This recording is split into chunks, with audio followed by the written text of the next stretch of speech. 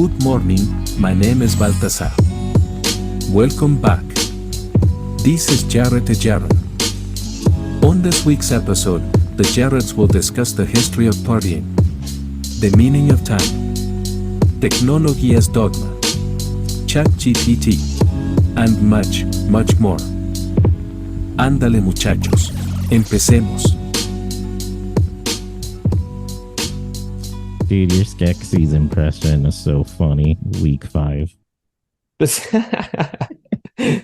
Oh. Oh, yes. I want, where's the dark crystal? Ooh.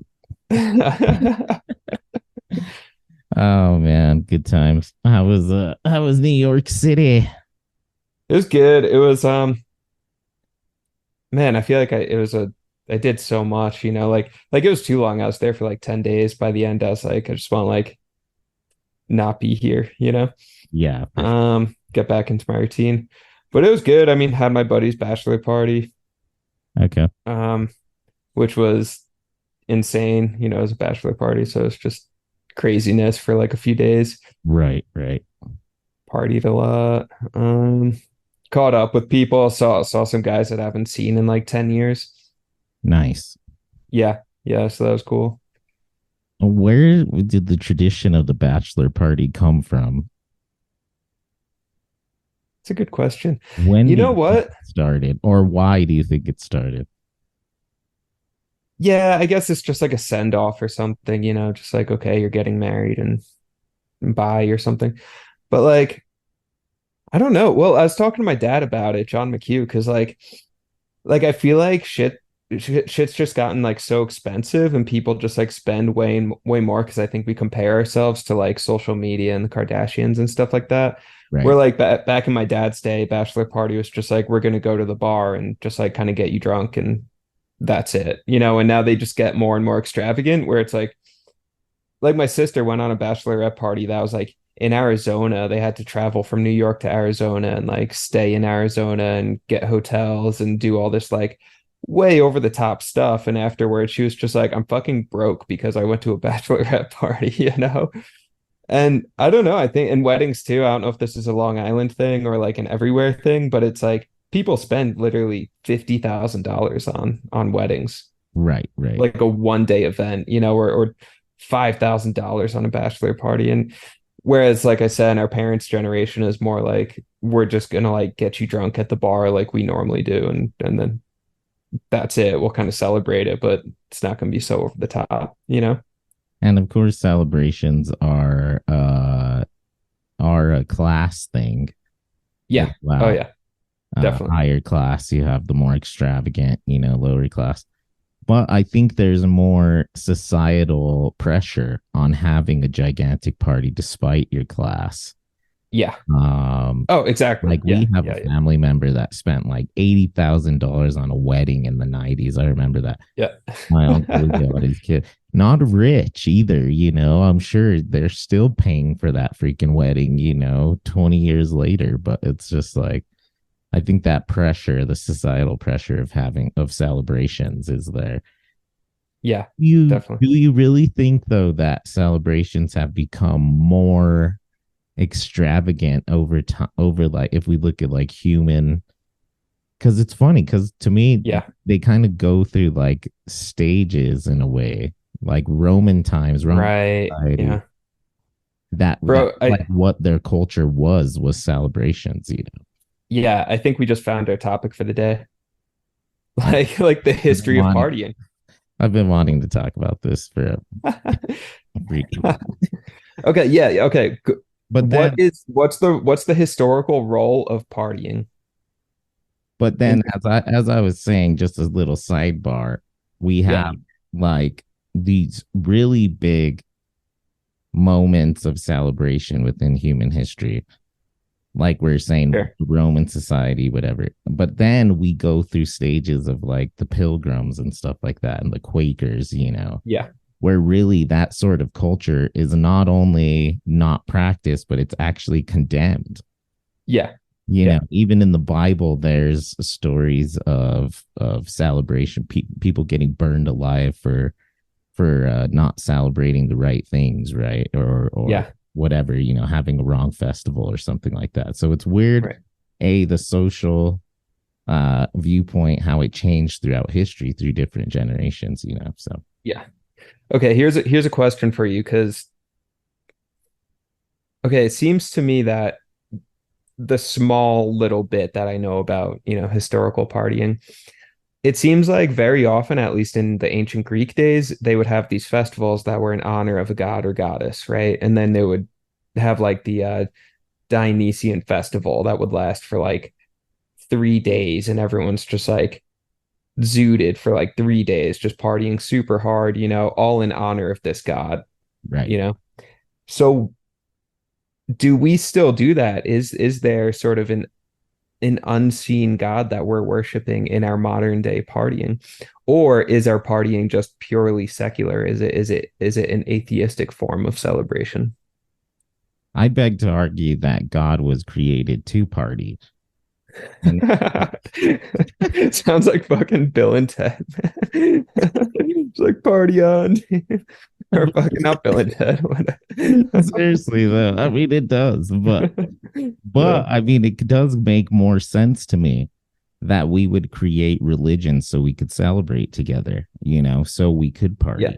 And Yeah. just like, hey, you know, it'd be really cool if like there was this tree and this tree actually talked and he was the tree of partying and like drinking.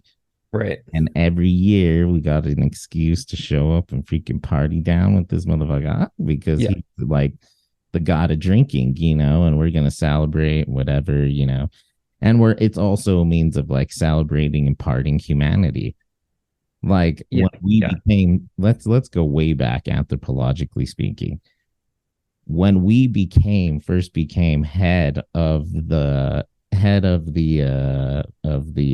food chain, right, so to speak, the most dominant species on the planet Earth. That was probably a time of Matrix celebration, man. We beat the dinosaurs and, you know, a bunch of different versions of humans and stuff. Those huge, gigantic, freaking five-story tall bears in Alaska and shit. Hey, man. Yamcha, hero, ha, ha. We're like freaking the end of Return of the Jedi with all the Ewoks, man. Yeah. The Ewoks, the Podlings, and Crystal. Oh man, so good. And those were the original gods, right? Like the sun god who would bring us crops and food and, you know, love. Yeah, interesting. So, okay, here's one theory I heard that, okay, ancient mythologies are our own sort of like evolutionary process externalized in the form of stories. So for example, in the ancient Greeks, you have I think it was Kronos Saturn who eats all of his children, right? Because there's a prophecy that one of the children is going to overtake him and overthrow him and rule over Olympus, right? So then Saturn to guard against that, eats all of his children and destroys them. So apparently there's some evidence that way, way early on humans, there was, I don't know if I could call it a practice, because this is like pre-consciousness humans, like monkey era humans, would kind of like some animals today eat their young. Right. So then you see like in the very seeds of our consciousness, this idea of like the elder consuming the younger, and then later humans maybe remembering that at some level and then turning that into a story system. We had a really hippie doctor for Dolly when she was still in the womb. Yeah. And coming close to the birth, our hippie doctor, Dr. Peace, was like, no way, Dr. Yeah, Peace. Dr. Peace. She was like so cool too, like tattoos, like younger, freaking hot, just like nicest lady, but also Santa Fe. Putting glue on her face after every appointment, just but she's like, you know why they make them so cute, right? And I was like, why? And she's like, so dad doesn't kill them. Fuck. And I was like, what? And she's like, oh yeah, just in history that there's a lot of anthropological research that says babies are so cute, so we don't like murder them, Yeah. because there's like that is like a lot of like mammals behavior is to Yeah. murder the youngs, even in like hyenas, only a few of them will live, right? Yeah. Yeah. Because either the mom or the brothers or something will eat them, Right. dominance or whatever. And we're crazy, and they're hard to deal with babies, and it's frustrating. That's why they literally tell them in hospitals, don't ever shake your baby. Yeah. Because you literally get that feeling like every parent just like, oh, I won't stop crying. And crying is an intense emotion. Oh yeah. Yeah. And to deal with it all the time, like, it's crazy. And it's not all the time, of course, but Yeah. according to evolutionary psychologists, one reason why children are so cute is so that they survive not only within the wild, but mainly through their parents, Yeah. Yeah. and other human beings, of course. Yeah. Okay, so to bring it back to the partying thing, so then what's the function of partying? What are we actually doing? Why are we doing this? I think it's to elicit a feeling of non-depression, Yeah. because what we are is when you become conscious, right? What you're conscious and aware of is your sufferings and your happiness, so to speak, the good and the bad. Yeah. And being anxiety back then, afraid of jaguars and lions eating you and Mm, pack of wolves coming, having a bunch of Hagrids protect you and shit. Depressed because, 8 of your 12 kids died, just because it was cold outside, or they like sprained an ankle, yeah. like, and then cultivating a sense of joy and happiness where you're eating with your tribe, Right. where you're starting a family and you teach your kid how to make freaking in a bow and arrow or something like that. You go fishing, you have a good conversation with your wife and do cave painting or something like that. Your girl, that feeling inside, you want to manifest it, and you want Yeah. it to continue to go on.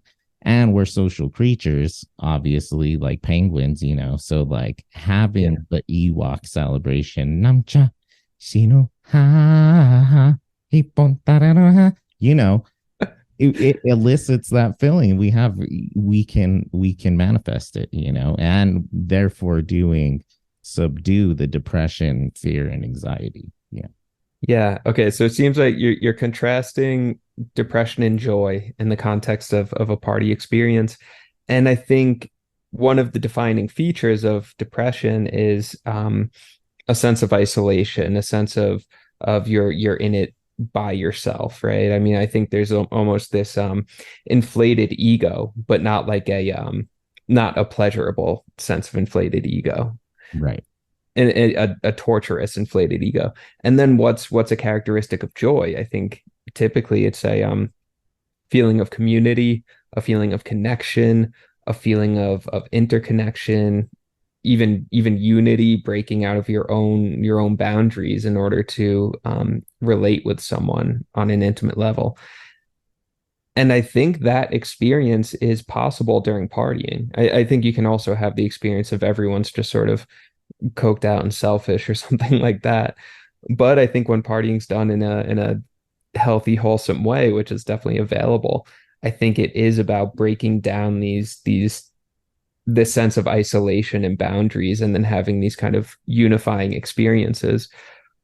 And that's what's so pleasurable about it. That's where the joy comes from. And especially in, ancient times, that would have been vital. That would have been absolutely crucial to have this sense of consistent group cohesion Right. that you're getting from, You're safe. partying or You're safe in the community. You're yeah. connecting. You're being cohesive. Yeah. Yeah. Yeah, or even like orgiastic parties, which that was definitely true too during these like Game of Thrones. Venus festivals and shit like that. I mean, that was a thing in Rome. I could look it up. I forgot the actual name of the festival, but it was around the same time as what later became Valentine's Day. I could look it up later. But anyway, it was pretty much like a citywide orgy, just like people Right. fucking in the streets and people in the bathhouses, just all boning down and drunk on wine and whatever else was going on, whatever other substances. And I think it had this kind of like unifying power. It's weird to think too that you just made me think of, then would religion be used as a form to protect the herd Hmm. of human beings, especially in times of medical, like, can't think of the word, but like a medical issues or emergencies, because syphilis and STDs were rampant back then. Right. The only way to really stop the herd collectively from killing themselves through via sexually transmitted disease Yeah, right. was to create a collective religious experience like Christianity, Yeah, which then looked down, despised, and fought for monogamy. yeah, yeah. That's so There's fascinating. Yeah, another I mean, great thing too, is that goes into the dark crystal, right? yeah. I What mean, we were everything saying always comes last back time, to the it dark always crystal. does. Yeah. Ooh, Oh yeah, hey. oh yeah. Dude, I was laughing at that for weeks. Yeah. Oh, yeah. I'm the emperor. Light. Ooh, stop your whimpering. Uh, Goes back to the dark. How does it go back to the dark crystal? No, we lost it. We got lost in the Skeksis noises. Oh yeah. The essence of the little Gelflings or whatever was their fear, right? We talked about Yeah. this, and their and and that's why partying's bad in excess. You Yeah. actually take away the fundamentals of a party when you do it too much, and Yeah. then it demises your life, right? Yeah. Because the reason for a party is to celebrate the conquest of fear, to Mm, celebrate, connection despite depression and despite, obstacles throughout life and stuff. We can at that therefore the definition of accomplishment, right? yeah. And without that, then you're just getting wasted, every day. Coked up, Right. yelling at Exactly. each Yeah. other. And then the party becomes the job, and the Yeah. party becomes, the negative space. So then you have nowhere else to go to Mm, celebrate said celebration. So what do people in a healthy way to do to turn around from that is, yeah. boom, you go to work, right? Yeah. Yeah. And you stop partying and you actually have the other job, right? Where people Right. celebrate to party. So anyways, Yeah. And it's like I think there's some partying that people do that isn't really partying. I mean, it's just abuse, right? right. Like whether it's substance abuse or whatever. I'm thinking of okay, plague times. Like I feel like I've mentioned the plague on every episode of Jared to Jared. Dude, we gotta watch Restoration, please. I know, yeah. Howie Jr. All right. But freaking are you sure that one takes place in the plague? Because I actually watched the trailer and it was like 1700s. It was Is like it not the Restoration plague? era. Is it I not don't the think plague? so. Okay. I mean, it was definitely I Robert mean, I Downey watched Jr. it like 10 years ago. I don't really remember. Yeah, yeah. The attempt. Well, at any rate, But everyone had a different reaction to this, to their world ending, to this apocalyptic moment. And one for a lot of people, it was just partying, just raging. Like a lot of people were, okay, the world's ending, fuck it. I'm just going to seek out as much pleasure as I could. And you're right, there was like syphilis outbreaks on top of the plague, which is absolutely insane. see, And but is you that didn't is have that to partying? I sit mean, down. that's avoidant behavior, that's escapism, that's Right. that's fear. That's not a overcoming of fear. I think that's really a even an indulging of fear. And I think people do that today. I think there is some ethos of climate disasters coming, the future is uncertain, so fuck it, I'm just going to um do as much partying as I can now because we don't know what the world's going to be like in 10 years, 20 years. Right, right, exactly. Yeah. But I think in that scenario, fear, anxiety, the essence, oh yeah, it was easier to find back then, because Yeah. because of all these disasters, right? Listen, I think more of us would be at the bar more often if we were under like, a zombie apocalypse or something like that, Right, right. and like there was some safety at the bar and you could just get wasted and it was still open and just like, Yeah. screw it, for 2 shillings, I'm going to go 2 shillings. get wasted. Cause even if I do good and like go to the university or the college, I'll probably die at like 28, which is going to really suck. And like, Yeah. people are still pooping in the hallways at the university. So Yeah. I Yeah, also it's hard heard to though know. that it was a lot cleaner back then, but that's Yeah. Yeah. another story altogether. Yeah, I remember Anita Obermeyer at UNM, the medievalist. She was saying that people were much cleaner. I remember she said like medieval people actually did use soap and were pretty Right, right, relatively health conscious. Not to the same degree we are. They also weren't like fully aware of germs and stuff, but like they weren't like the stereotype of them as just these absolutely disgusting human beings isn't fully the case. right, right, exactly. Yeah. Um, yeah, it's crazy. I'm thinking about time now that you said 10 days was just like too long. It's Yeah. interesting how we even gauge time, right? Like what would have been the set day. And it's funny how that's always like a really like fun conversation to have. Like when every time like planning a trip, right? What is the essence of planning a trip? And why is it so fun? Because we're actually discussing a sequence of perfect time. Yeah. We can go at this point, and if we spend this many days, my mental health and my body are going to be in a sequential order of like acceptance or whatever the case. And then we'll go to this place at this certain time because of certain points in the day. And then if you think about it all, it's all very subjective in the larger grand scape of things because we either have little time on this planet or a lot of time, So it's like, what is it about time, man?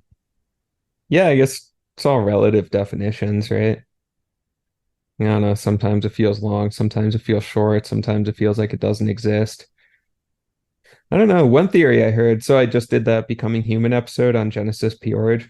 One of their experiments was they replaced, I mean, they didn't actually write this out. It's just like as they were reading the Bible, they would in their head replace every time it said God, they would replace it with the word time, capital T time.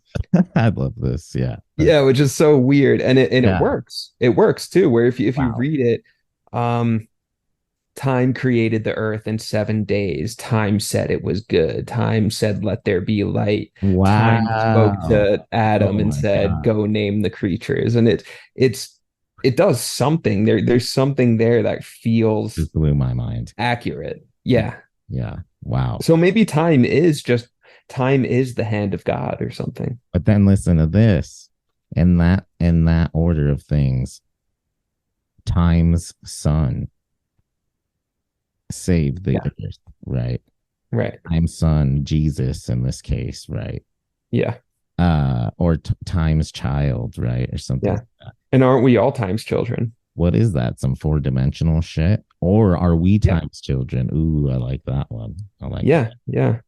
Yeah, we're times children. And if you look at these stories from like a Catholic mystic perspective, I mean, it's not about Jesus. I mean, it is, but it's also about the Christ essence inside of all of us, right? That kind of like in Buddhism too. It's like it's not about worshiping the Buddha. It's about finding the Buddha nature in yourself, which is just Right. your own sense of innate human purity or something like that.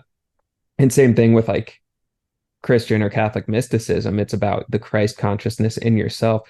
And we're all children of God then, right? So it's listen to this freaking, oh man. all children of time. Yeah, yeah. And then Jesus says the only way to time is through him, which means the only way to communicate with time is through communication with ourselves. And that's what planning a trip is. You're communicating with time. That's what planning exactly life is. yeah yeah and there's this book Team Human by Doug Rushkoff, one of the books I really love that had a really great impact on me. But he talks about, okay, he says animals bind space. That's their power in the animal realm. They can have, you have a raccoon that can move around and go find food and climb up onto a roof or whatever. They're taking advantage of the space around them in a way that a plant or a rock cannot, right? And then human beings, we bind space in a similar way. We kind of master space, but we also bind time. And he uses the word bind, which is an interesting word choice, but he goes, we bind time and space. We're able to navigate time and take advantage of time and use time in the same way that an animal or also a human can use space. Right. We can become conscious of time and then work with it and navigate it. Right. Wow. And Yeah. then that's actually what the child of time, Jesus, was warning us about via organized time, right? Organized version of God. Right. The only way to time is through yourself. And the way to lose time wasted, going back to Deleuze and Guattari, wasted time is through organized time. And that's via slaving your whole life for an organized job, religion, or some sort of ideology, Exactly. something that takes away from said time. Yeah. Something that takes away from your ability to communicate with time and to be able to manifest and control your time. Exactly. Yeah. And I think part of that Christ consciousness inside of each one of us, not, like thinking of Jesus as just metaphor for something, for a process maybe we're all involved in. Um, at least the cool parts of Jesus. I mean, there's some lame ass parts of Jesus too, where it's you read the Bible and you're just like, man, fucking dumbass desert people. I'm talking about like the cool, like right. 21st century, like psychedelic Jesus or something, like the cool parts of the Bible. But there's something there about the eternal moment, I think, thinking maybe of time, capital T time, as the eternal moment in the same way that you'll, read about this in Buddhist or Hindu text, things like that, where it's like you come deeply into the present moment and you let go of all your thoughts of past and all your thoughts of future, and then you're just one with the time that's directly in front of you. And that's what it is to be in time. Right. That's what it is to be in the present, in God. Wow. Going with Deleuze's theory, there's wasted time, and then what we should all be really searching for is to be timeless, right? That's fascinating. Yeah, is the future, being a part of, just like you're saying, the moment, etc. But you're engaging in things that are going to be timeless, that are going to, essentially carry your I can't remember what he calls it, but a version of your consciousness or life. Yeah. Your life will be better spent. Right. Things that are like artwork he brings up, etc. His idea of timeless is kind of like making yourself a work of art, as well. Beautiful. I love that. Yeah. Scholar, writer, what, doing things for human sake rather than, wasting time. So. Yeah, exactly. And I think bringing it back to the partying thing, part of what makes these moments of ecstasy great, and I'm using ecstasy in its real meaning, which literally means out of body. Part of these sort of ecstatic moments during partying or sex, all these things, you go into a state of timelessness, Right. right? Where you are just you're there, you're deeply present, When and the I was a boundaries of musician, past and future have fallen aside. yeah. So you do go into a sense of timelessness. Oh yeah. Oh yeah. Like being a musician, we both play guitar. Right. You know, just when you're in the moment, you play. When I used to play in bands, live performances, nervous, whatever. Once the music starts, you're in this in the You're time just in it. moment. Yeah. Yeah. Yeah. And especially with music, because music is the time art. If anybody wants to look this up, it's actually quite controversial to lose his take because he's talking about relationships, Right. you know, and he's talking, he uses really some sort of term for just an uneducated person and going through for like a better person or whatever. But, you know, Yeah. we talked about it. Yeah. Yeah. I remember But that in one. any event, just like the Bible and all literature and theory and everything, you take what it is and you manifest it, and you know you can change it. It's a text, Right. Right. something that evolves and changes. That's also why the French theorist said the author doesn't matter because it's a work of art, right? There's the artist, Mm, there's the art itself. right. And the artist cannot say, this is how you should feel when you read my art, when you listen to my art, when you look at it, right? Yeah. That's up to the audience member, you know, Right. and that's really what defines something that's good is its ability to emote a sense of emotion, you know. So, Yeah. And I think art is I mean, talking about binding time or just using time, manipulating time, I think art's definitely a space where that happens in a very real way. Whether it's music, which is you're playing in different time signatures, it's literally um oh man, I forgot who said it. Ezra Pound or something like that. I don't remember, but they said that visual art is to space as music is to time. So you're almost like cutting designs into time with a guitar or with a whatever instrument. You're drawing these lines onto the canvas of time, right. which is I like that image. That's really fascinating to me. And the juxtaposition between space and time being separate entities, but Yeah, also being spaces of time. So it's also the yeah, duality. Back to the dark crystal, right? One right, right. one. Always comes back to the Dark Crystal Yeah. What was the quote at the end? of the Dark Crystal. Yeah. Well, at the end of episode 5, it's a quote from the Dark Crystal, though. Oh man, I don't When two remember. become one, something like that. So Samantha said good. she's been dreaming about the song and the robot voices. This is Funny. pretty so good. Hey, here's a question because in a previous episode we talked about objects and the significance of objects. I think maybe you even called it like objectphilia or something like that. Yeah. You remember this? Yeah. So I feel like we're with digital technology, we've been becoming less of a object oriented society, right?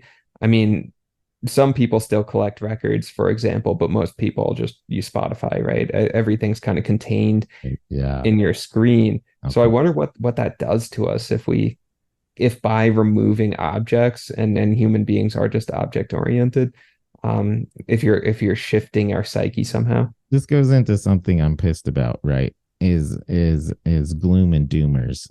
You know, Yeah, everybody is tech's the death of this, you know, the future tech is the death of humanity, this and that, you know, yeah. YouTube, whatever.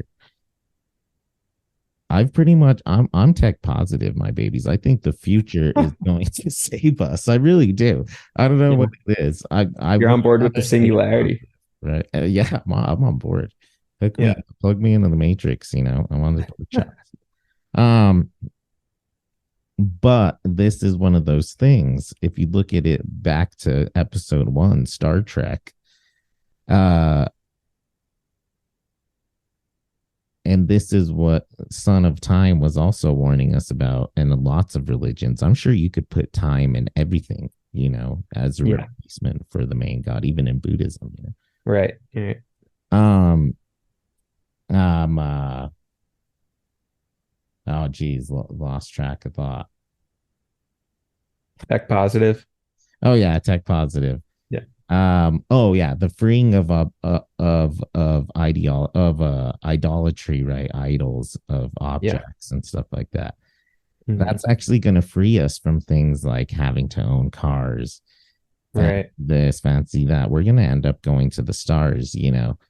So many more people are using ChatGPT and stuff like that to write books, to create art, to not have things that are objects. There's no more, like you're saying, CDs. Everything's more accessible, etc. I think we're going to have a society soon that is going to be more focused on the future of humanity. How can we clean up this environment via technology? We're going to have kids asking AI all kinds of questions about how to combat climate change and shit, and create new rocket, to go to Mars and stuff like that. New telescopes, James Webb. Yeah. I don't know if it's going to happen within our lifetime, but I do think that a step away, that's all to say, I think a step away from the objectphilia, the objections of ourselves.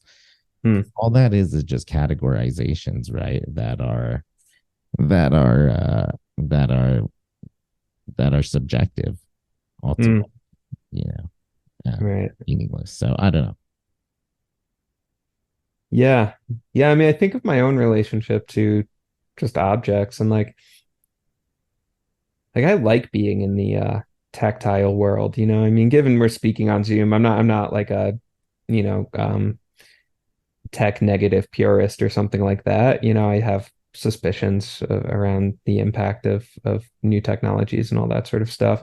But I'm not like a purist. Like I appreciate that we're talking online right now and can hang out and stay in contact. All that stuff I think is, it's wonderful. But like I like doing things with my hands, just making things, drawing, whatever projects with my hands. It just feels good. And I think that's why I've been resistant to digital art, because it just doesn't seem to have the same sort of like tactility to it where I'm like deeply involved with this product.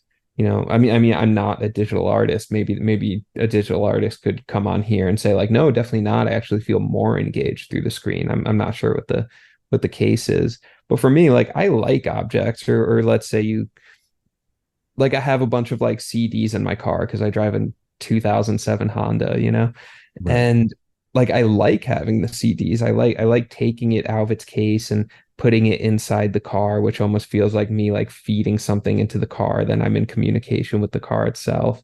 Right. And then each one of those CDs, there's like a story behind it where it's like, oh, that's that Foo Fighters CD that I like borrowed from a friend in 8th grade and then like forgot to give back, and I still have it like 20 years later or whatever, There's all these kind of cool stories like involved with that.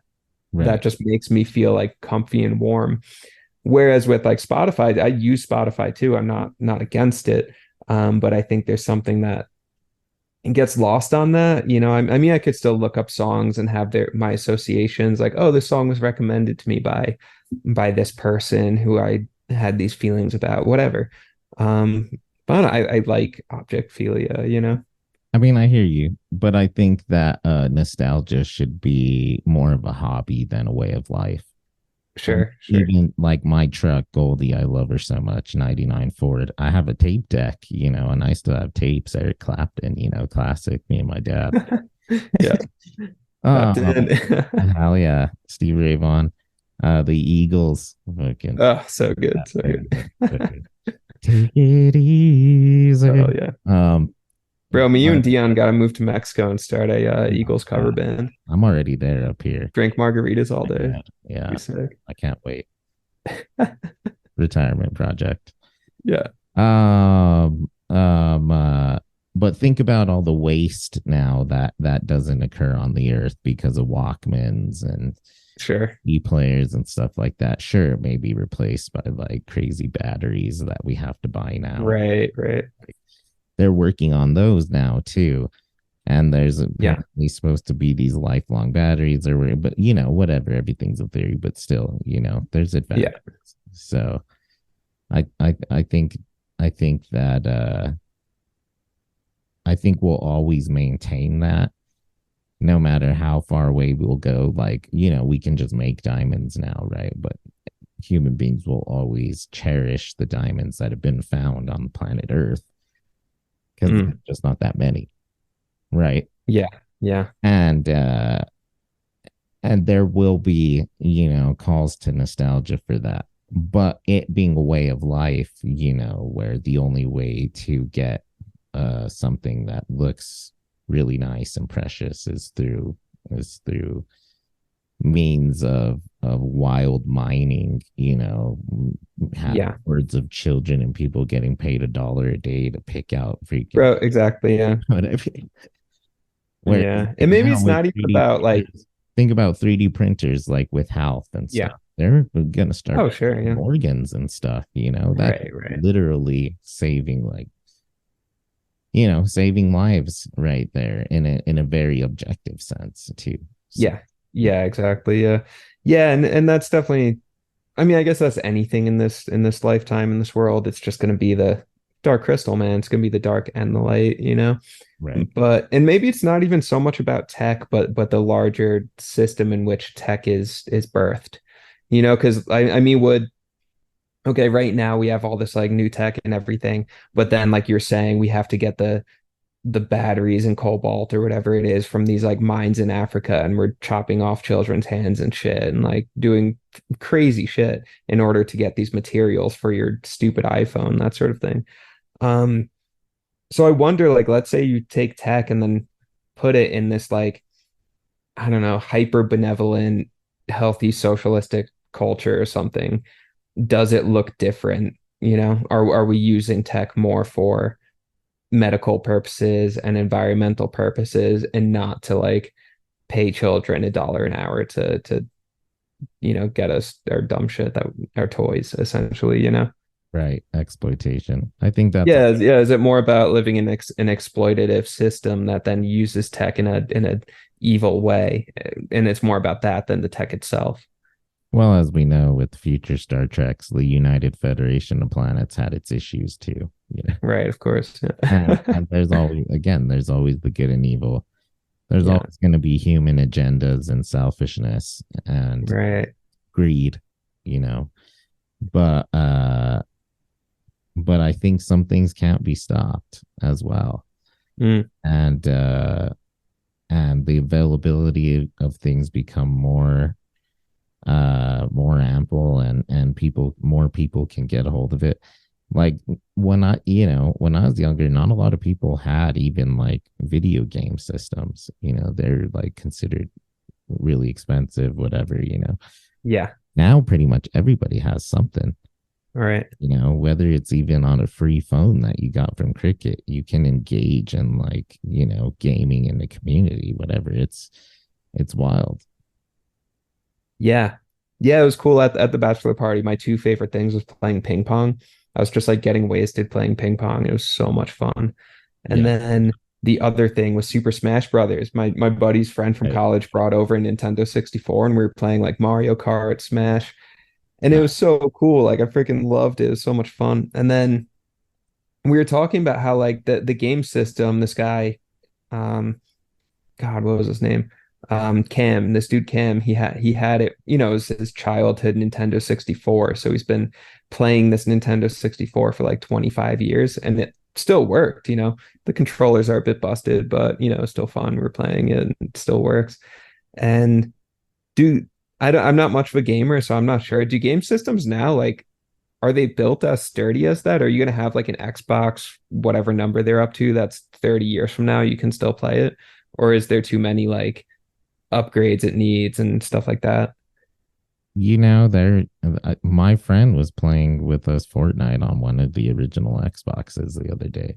Oh, really? Yeah, and that's pretty Crazy. old I now. mean, but it was really shitty and like it, his graphics were low and stuff like that. But Yeah. I would imagine some of them will fire up in 30 years, especially if they're taken care of. Whether Right? it Yeah. could be so much operational, I don't know, but especially like the new ones, like an Xbox X or PlayStation 5, Yeah. you don't need a game, right? All you need is an internet connection. So Yeah. as soon as you turn it on and you can connect to, as long as Wi-Fi is a thing, in 50 years, if Wi-Fi is still a thing, you can turn on a PlayStation 5, connect to the Wi-Fi, and probably download, something or play one of the games you downloaded from years ago. Yeah. So, which is pretty cool. Here's the crazy thing is you probably won't be able to download new games, that's for sure, because the size of games always increases really with technology. The maps and graphic cards and everything get more expensive. So Mhm. that's pretty much what the new systems do is they just have increased memory, Right. Right. able to hold these gigantic drives, and they have really fast modems inside and stuff. So Yeah. it's pretty interesting. And then I guess that all goes back to like festivals too, like community. Because we were playing too Dr. Mario the other day, me and a few friends, and like, Nice. Nice. man, all of a sudden we're in that stupid game, which is basically like Tetris, and I sucked. I was just like, what the hell? I've never been so bad at a game, and like I'm supposed to be good at it. Terrible at this game. So I made it like Yeah. a mission to like be okay, still suck, but it was just fun, and like joking around and like all playing together. Yeah. Yeah. There's a sense of that community too. Um, I don't know. I'm looking forward to the future of it, especially with like VR. VR is gonna be wild Yeah. Yeah. That's gonna be weird. because me and you could literally be in the same room together right now with VR headsets, Right. Right. and you could be like your own avatar, and I could be my own avatar. Yeah. We could like go walking downtown, freaking Denver right now. That'd be Yeah. wild. Right. Right. I mean, you Yeah. can't Interesting. even It's do gonna be that weird. now. It's I crazy. get all these ads on Instagram for an AI girlfriend. Okay, weird. Bro, they're hilarious. And I think that's why I get them is because like something came up one day. I think because I look at the AI stuff because I'm just like curious about it. So then one day this like page comes up through the algorithm that's like it's called replicas and it's your AI friend and you can like design this girl or whatever. Um and it's so weird and it's like and it's bizarre, kind of like the vivophilia and necrophilia thing I was talking about on the other podcast, where necrophilia is just like this desperation to try and control life and keep it stagnant because then it's predictable, versus vivophilia, which is opening up to the change of life. Right. Which in this context, the tech context, you're definitely better than I am with that. When I hear new tech and stuff, I like clam up. I'm like, oh fuck.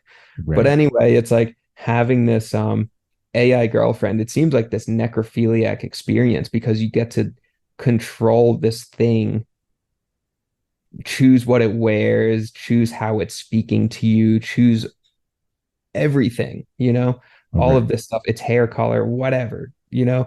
It's essentially like this weird, like lonely guy Barbie doll or something. It's a sex doll. It's a digital sex doll that can communicate with you via like, chat GPT technology and shit like that. And now they're getting voices and can like, just like speak with you, video chat with you, and the images are becoming so real that you can't decipher, at least in pictures. The video's not quite there yet, but with pictures sometimes you can't decipher if it was AI generated or an actual person.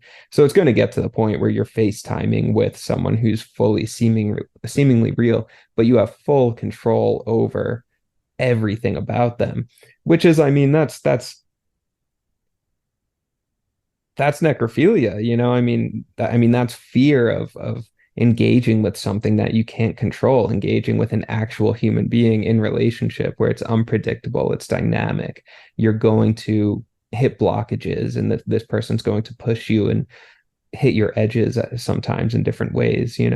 Right, right. So it's weird. So I wonder with newer technology if we're also just kind of insulating ourselves against the world and against change. Well, and then what they're gonna do, I heard too, is that they can transfer those AI girlfriends. They're gonna start putting, like a modem, a computer modem in sex dolls' heads in Japan, Oh God. and Yeah, exactly. Yeah. transfer that AI to the sex doll's head, and with a response, and then you can pick your Yeah. voice like Callie from Fourth of July episode. Yeah. Happy Fourth of July. Yeah, exactly. And Boom. then Yeah. yeah. And they're just going to get better and better. I mean, even the Oh robotic God. technology just looks Before more and more real. before we continue this, Yeah, this is what I wanted to say about what you're saying about AI generated artwork, right? sure. And still the let me paint a little scenario for you. Yeah, go for it. So the other day, a writer, a friend of mine who publishes, she posted something about AI, and that publishers are offering contracts to writers where they pay you for one book, Mm. and then they pay you for the rights to scan your book into AI so AI can write books like yours. Oof. Wow. And now there's a lot of people uproaring and stuff, but Sure. Clarence Darrow, I tried to think of the other side of this, right? So now Yeah. let me Yeah. paint you a hypothetical scenario. Yeah. It's 2023. All right. The first artists that are going, and writers and poets and musicians that are going to sign these deals Yeah. are now 150 years from now. We're going to have thousands, tens of thousands, right, of artists, of musicians, of etc., that have contributed to AI and have changed artificial intelligence via the paintings and everything like that, AI generated art, because their artwork was originally scanned into the AI. So would you want to be, does that mean that those artists who were actually making art that actually changed AI, sure it was scanned, but AI wouldn't have been the same without their original piece? Do those artists still count, especially even if they continue to make artwork, had gallery shows and everything, whatever the case? Mm. Should we discount them as basically just like illustrators that got a degree at the University of Phoenix, or is this going to be part of a new tapestry and a new history of artists, and in 150 years or whatever, they'll look at the artists from 2023 the way we look at Sure. Go and stuff, who originally changed and started, their original artwork that they submitted for artworks or books submitted for scanning to the whole huge AI brain that has changed humanity now. Yeah. Yeah. Is it a way of entering into the conversation? I think it's a way to still see them as true artists, and the results of their work still being timeless and meaningful. I don't know your thoughts. Yeah, sure. Yeah, so I mean, okay, as I watch this stuff develop, I acknowledge that whatever my opinion is just not going to have an effect. No one's going to listen to me say yes AI or no AI on a Jared to Jared episode, and then society's going to be like, oh, word, we should probably follow what that dude said. Yeah. As cool as that would be, right? But I can look at Right. my own personal experience, right? And Or it wouldn't be awesome. That'd be terrible. Everybody would hate. that'd be so weird, yeah. Anyway, so yeah, to have that power. But anyway, um, so looking at my own experience with it, I mean, I have to cut it different ways. So there's one way in which I just don't care. I don't care about AI because my art process is something that's very personal to myself. It's me um, working through different ideas that are important to me and watching my skills develop and all of that. And an AI can get good at drawing way quicker and better than I can, but does that mean I should stop? No, because it's about my relationship with myself. And then I can, make someone a gift and give it to them and say, I put time and energy into this. And even though it's not as decorative or as pretty as something an AI made, there's still that human intention. So I don't really care. AI doesn't really Sure. affect how I operate. Um, in terms of like the economics of it, it might even make my art more valuable. It like Right. we already look at sort of like authentic handmade stuff, I mean, and people dig that.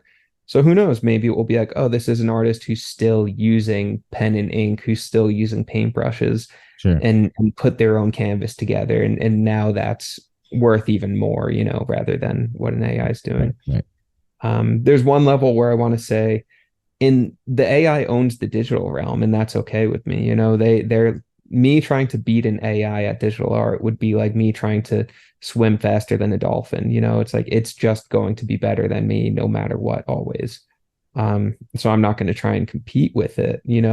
And then I can comfort myself by saying, like, yeah, they can make something that fits onto my phone screen, but I can make something that's tactile, that's real. I can make a sculpture that someone can physically engage with. An AI can't do that. But then I also realize not yet. It's definitely going to be able to, where you're going Right. to be able to hook up 3D printers to an AI system and it's going to create sculptures and all this sort of stuff. I could just kind of see it though. A gallery walking into a gallery in the year 2130, the Jared McHugh Gallery, and the main the main hall, one of the main halls, first floor of the gallery is your original works, and then Maybe. the second floor of the gallery is what you contributed to AI, and then the third Right. floor of the gallery is the AI generated works of your works in the Who style knows? of Jared McHugh. And a bunch of freaking aliens and people are looking at them, your little kids and stuff, freaking little Romulans. That'd be awesome, man. Yeah, it's a cool fantasy, and then I also look at it from the perspective of, oh man, I lost it. I had one more thing to say about it. Um, no, I lost it. It's gone. Whatever. Okay. Okay. But I mean, I'm not also trying to be just a purist of or Sure. a positivist of tech. Right. Of course there's been the detriment, and there's, you know, a lot less human affection and interaction and Yeah. communication, Right. you know. Oh, I remembered what I was going to say Okay, go ahead. with the AI thing and AI art.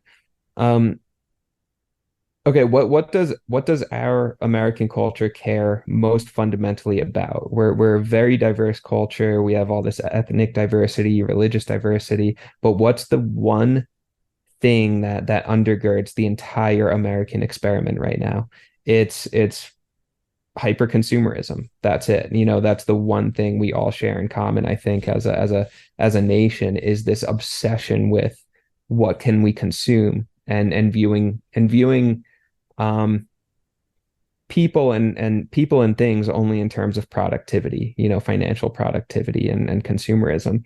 So I think that's the same thing. So the AI is just showing, it's a mirror. It's showing us our own values. So do we actually value writers and artists and stuff like that? Fuck no.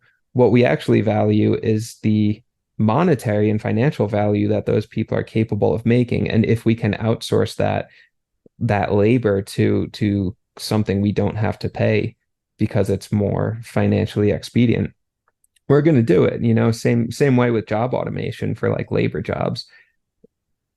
Same exact things happening, but for white collar jobs and Right. the creative class essentially. But I think those things only go so far. I mean, Yeah. as is that's why there always lives the mainstream and the Yeah. independent stream, right? The indie, the house, Yeah. because uh art even if it's AI generated, is always going to be censored and filtered. Mm. It's distributed through a primary source, as like you're saying, through this, an evil entity like a corporation, NBC, Right. like that. It's always going to have that distastefulness and sense of control, Yeah. and thus not really being art, whereas I don't know, a lot of these artworks could probably be even more expanded upon. That's the crazy thing that kind of excites me too, is having somebody super intelligent artist that only asks this AI to just continue to generate these things in various riddles and different questions and different styles and forms, using different sociological aspects, Yeah. and different factors like that are really going to be like the creation of what's inside a person's mind, right? Yeah. Yeah. And that's really what artwork is really trying to do as well, is you're projecting a sense of your own consciousness onto the canvas, right? Your own sense of self, thus being the artist and it being unique to you. Yeah. And I think a lot, we could evolve to the point where we are still accomplishing that goal without censorship, right? Without all these, and I'm not talking about making some vile, whatever the heck, murder, some shit, but a person with the intelligence and the creativity to still express oneself with a wild imagination. Yeah. Imagine and live collaboration with this wild freaking computer, Yeah. It's crazy to think. But I will say that back to nostalgia always being something that's always going to be a thing. There's always going to be somebody with a record collection. I think even in 2130, there'll be somebody with a Goldie, perfect condition in their garage in space, on Mars or something like that. Yeah.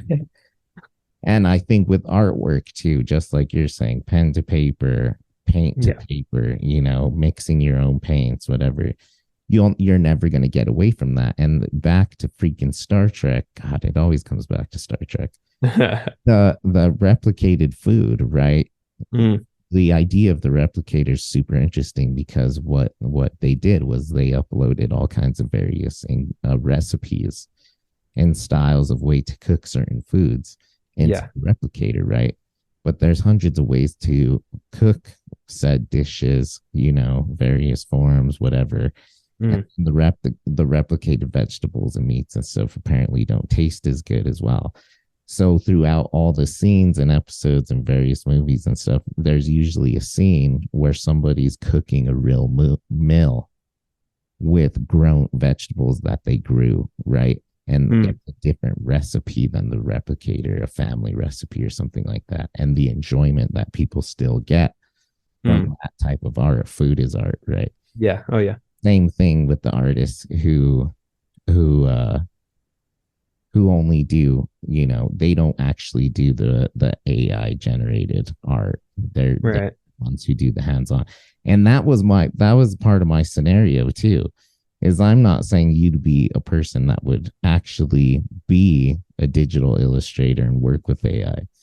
Simply an artist who contributed to the scanning, right? But your art would always already be, the hands-on type. So yeah. All right, here's a scenario. Yeah. Okay, so earlier in the conversation when we first started talking about partying, I brought up how ancient cultures would party as a way to, pay homage to their gods and goddesses, do their festivals, that sort of thing.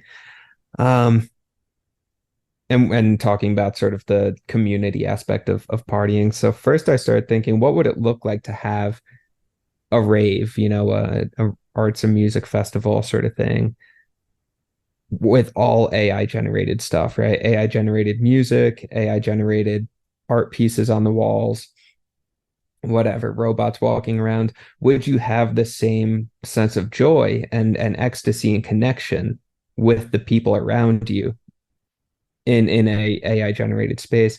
And then I start to think, I asked earlier, okay, who are we worshiping during a party in 2023? Is it just atheistic? Are we worshiping something else?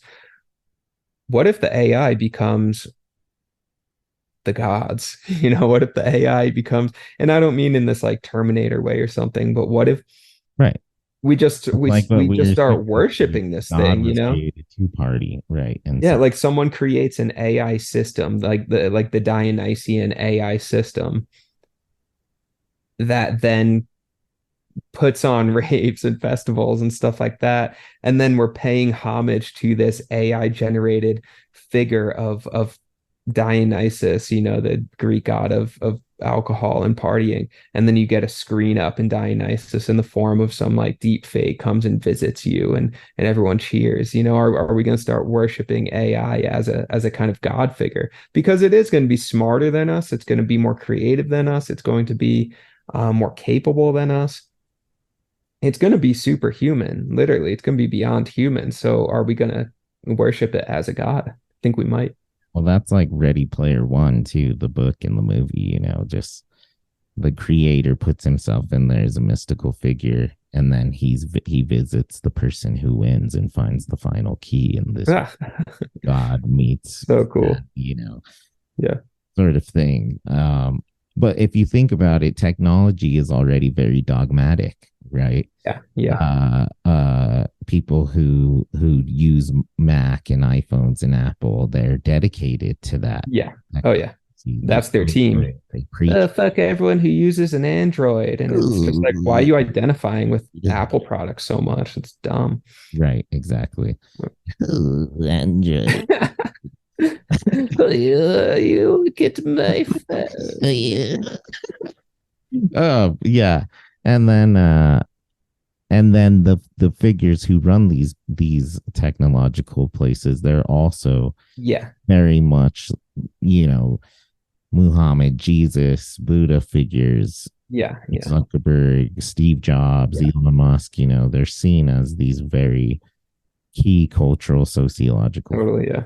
Yeah, it becomes very dogmatic. I mean, there are tech positivists that do believe. I mean, even the narrative around it is Christian, right? I mean, the right technology is going to come in at the right time and save us, like a Messiah figure, like fucking Jesus Christ, second coming. It's the tech is going to come and save us from the disaster, from revelation, from judgment. There is this weird puritanical Christian narrative structure around 21st century technology. On behalf of the Jareds, thank you for listening. Please rate and follow the show so you never miss an episode. We will be back next week, and always remember, memories are wonderful things if you don't have to deal with the past. Hasta la próxima. Suerte.